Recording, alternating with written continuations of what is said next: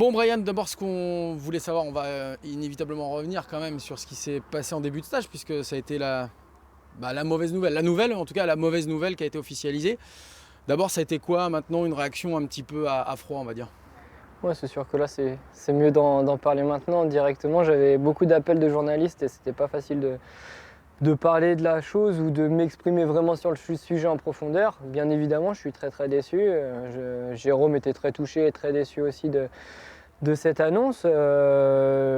C'était une possibilité, la pire des possibilités. Mais voilà, on ne sera pas sur le Tour de France en 2018. Mais bon, maintenant, il y a soit il y a deux solutions pour rebondir. Bah, il y a en tout cas deux solutions pour moi. C'est soit on se fait passer pour les Calimero en disant on n'a pas eu notre chance et patati patata. Ou soit, bah voilà, on se dit maintenant, ok, en 2018 on ne sera pas au Tour de France, mais maintenant bah, on va faire les choses bien.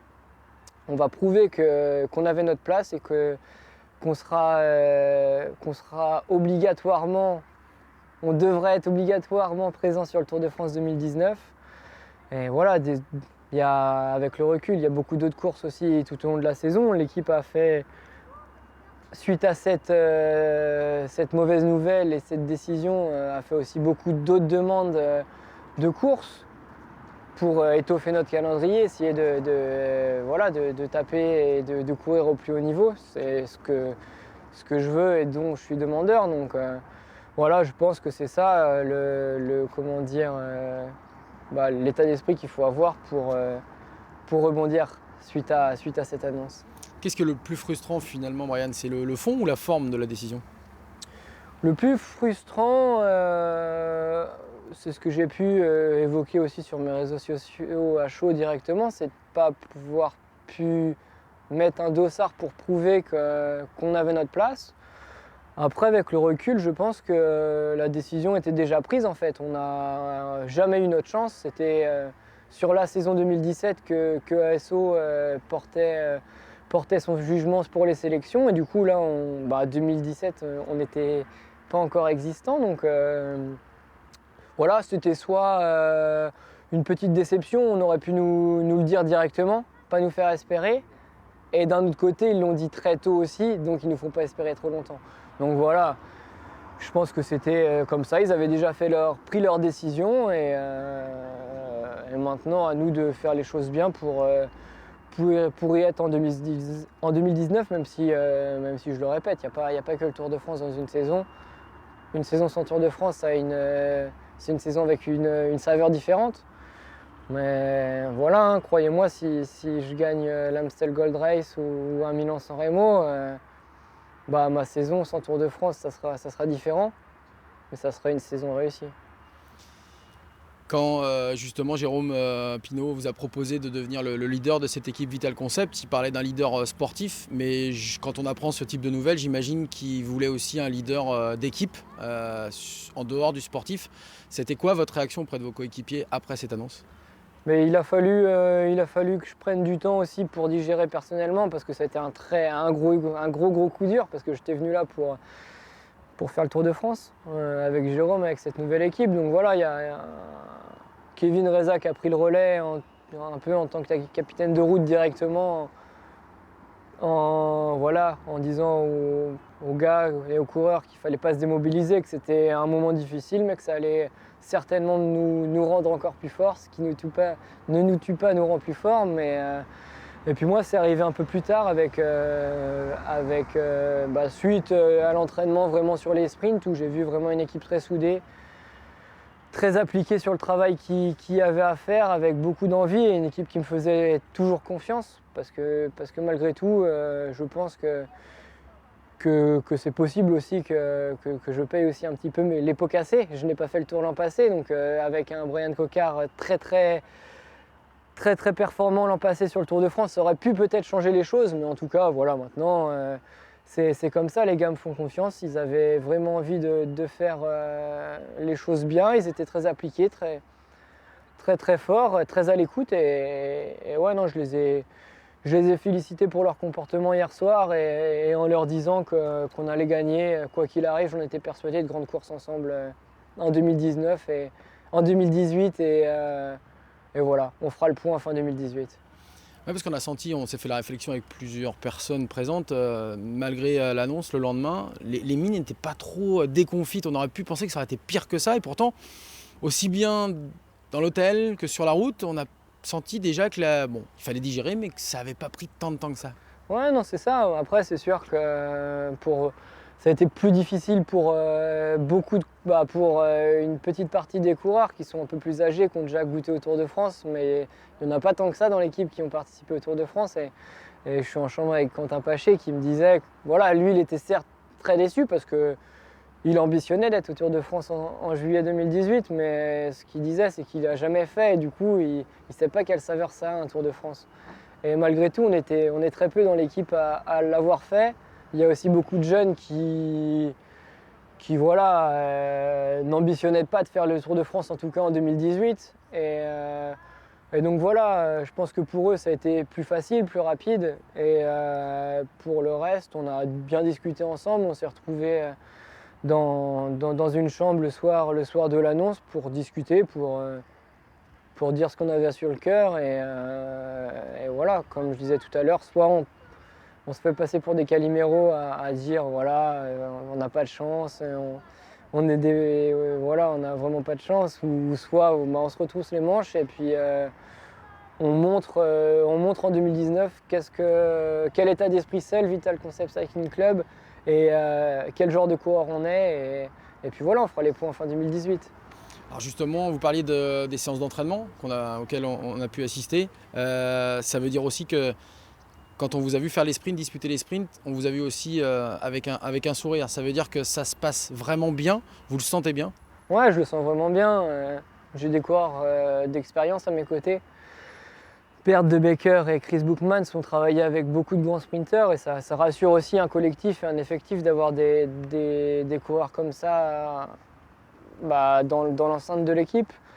Et puis oui, ça s'est très bien passé. C'était nos premiers sprints aussi. Si j'avais le sourire, c'est que ça me faisait plaisir aussi d'être lancé, de sprinter pour de vrai, même si à l'entraînement j'ai sprinté, mais là c'était vraiment pas non plus en situation course, mais en tout cas lancé avec les gars. Et ce qui me faisait aussi beaucoup plaisir, c'était voir l'envie et l'entrain qu'ils avaient eux aussi à le faire, que ce soit pour moi, que ce soit pour un autre sprinter. Il y avait deux équipes et il y a eu plusieurs sprinters différents.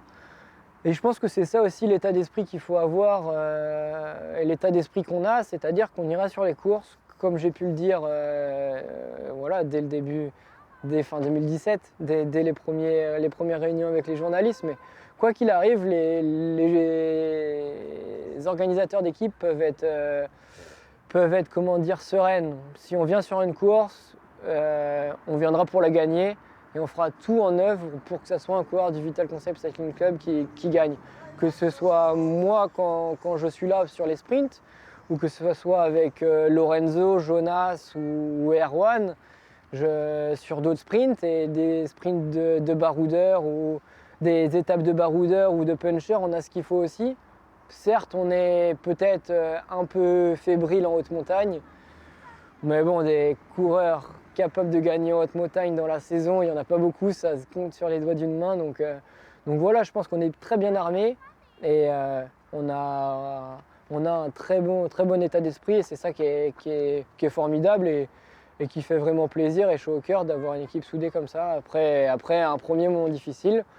Mais comme Didier nous a dit, voilà, il a pris la parole pour nous annoncer qu'on n'était pas invité sur Paris-Nice et le Tour de France. Et il nous a dit que voilà, c'était un moment difficile, mais c'est la création d'une équipe et il y en aura d'autres moments difficiles. Donc voilà, faut passer au-dessus et il faut que ça nous serve pour avoir encore plus d'envie et plus de niaque sur cette année qui nous attend avec beaucoup d'objectifs et beaucoup de tension et de pression aussi malgré tout. Le début de saison, c'est dans 15 jours, ouais. Réellement. Vous avez hâte? Enfin le début de saison, ouais, c'est sûr que j'ai eu une fin de saison l'an passé aussi très compliquée, donc j'ai hâte de remettre un dossard dans de bonnes conditions, avec l'envie, avec la confiance de mon équipe, la confiance de mes directeurs sportifs et de mes coéquipiers aussi. Et ouais, je suis pressé d'y être et voilà, on peaufine la forme ici, même si ça va plutôt bien. Je suis plutôt satisfait de mon état de forme et et aussi de ma garde rapprochée entre guillemets. Et ouais, on doit décoller, je peux pas dire, je suis très nul avec les dates, mais le 20 ou 21 pour le charger à Tours. Et on se retrouvera là-bas au chaud et avec voilà, l'envie de lancer de la plus belle des manières cette aventure. Ça commence par un chrono de 10 km. Je pense pas que je puisse gagner ce contre-la-montre-là. Et si c'était Julien Maurice ou Bert de Becker qui gagnait le chrono, ça serait magnifique. Mais vous pouvez être certain que par contre, dès le lendemain, c'est une arrivée qui se profile, on va dire, au sprint. Et je serai présent. Justement, par rapport à cette position de leader que vous avez déjà connue par le passé, là, c'est complètement différent. On a construit l'équipe autour de vous. Est-ce que vous sentez cette différence au stage, dans la vie de tous les jours? Vous êtes, sur les photos, vous êtes au milieu. Voilà, c'est Brian Coquard partout. Ouais, c'est sûr, c'est sûr. Chez Direct Energy, cet état d'esprit avait commencé à être pris, mais voilà, il y avait toujours Thomas qui était là, le patron. Voilà, c'est l'âme de Direct Energy et de la maison vendéenne. Donc il y avait toujours Thomas qui était là. Et l'arrivée de Lilian, donc c'était un peu différent. Là, c'est vrai que oui, tout est basé autour de moi. Cette pression, je l'accepte, je la voulais. Après, si toute cette pression sur mes épaules, bon voilà, c'est une pression positive pour moi. Je m'inquiète pas pour ça. J'ai envie de bien faire. Et si ça peut aussi aider les jeunes à être libérés sans pression et nous faire aussi une très belle saison. Je dis les jeunes parce qu'on a beaucoup de jeunes. Ça doit être 25 ans la moyenne d'âge. C'est votre âge, hein? C'est mon âge. Je suis pile dedans. Mais oui, il y a beaucoup de jeunes et si ça peut les aider à courir libérés, épanouis, avec de l'envie et pas... Je pense qu'il ne faut pas se fixer de limite quand on passe professionnel et nous aussi pour l'équipe. C'était mon état d'esprit quand je suis passé pro. J'avais pas de limite et cet état d'esprit-là, j'essaye d'en parler et de le diffuser au maximum dans l'équipe. Que ce soit, quoi qu'il arrive, il faudra toujours qu'on soit collectif, mais il ne faut pas qu'on se fixe de limites d'ambition d'ambition, de stratégie. On a une âme bien à nous et ouais, on n'a pas de limite à se fixer. Et en tout cas, c'est ce que j'essaye de faire comprendre à tout le monde dès le stage de décembre et encore plus au mois de janvier. Pour terminer, justement, Brian, ce serait quoi un premier mois réussi dans la compétition? Un premier mois réussi, vous comptez un mois de compétition ou un mois de compétition, c'est voilà, on arrive entre guillemets jusqu'à Kuurne-Bruxelles-Kuurne. Un premier mois, ça serait un mois avec beaucoup de victoires, le plus possible. Je me suis pas fixé, comme je disais tout à l'heure, je me fixe pas de limite. Non, mais il y a un calendrier, il y a peut-être des croix qui ont été cochées quand même. Ouais, il y a des croix qui ont été cochées. Je pense que le Tour d'Oman, c'est aussi un objectif important. Mais maintenant, en n'ayant pas Paris-Nice, donc voilà, le Tour d'Oman, c'est pas une course pro tour, mais c'est un premier grand rendez-vous, on va dire, avec tous les meilleurs sprinteurs du monde, les meilleurs coureurs du monde. Et donc voilà, ça passe aussi par une bonne préparation à Sharjah et à l'Étoile de Bessèges. On ne va pas là-bas pour se préparer, on va là-bas pour gagner, quoi qu'il arrive. Donc voilà, si ces deux courses-là se passent bien, un très bon Tour d'Oman, une belle victoire, voire plus. Mais ouais, ça sera un premier mois avec beaucoup de plaisir, du bonheur parce que ce soit pour moi ou pour les coéquipiers, je ne sais pas si vous avez eu l'occasion d'en discuter avec des poissons pilotes ou des équipiers qui l'ont déjà vécu, mais ils ont même plus de plaisir, plus de bonheur à me voir lever les bras qu'à eux lever les bras. Et c'est ça aussi que je veux transmettre et réussir à faire, c'est qu'ils soient aussi épanouis à mes côtés, à travailler pour moi et qu'on fasse un premier mois qui cartonne et puis après on aura encore une longue saison à faire, mais si ça démarre très bien, j'ai pas de souci à me faire pour après, les gars seront libérés et que ça soit sur un front ou un autre, il y aura des résultats encore qui succéderont. Vous êtes sûr que vous faites toujours peur? Ouais, je suis sûr que je fais toujours peur. En tout cas, c'est pas mon gabarit qui fait peur, mais peut-être mon accélération, ma pointe de vitesse. Mais voilà, pour un début d'année, je suis très très serein parce que j'ai bien travaillé. Je suis sûr des choix que j'ai fait à l'entraînement et voilà, maintenant il n'y a plus qu'à.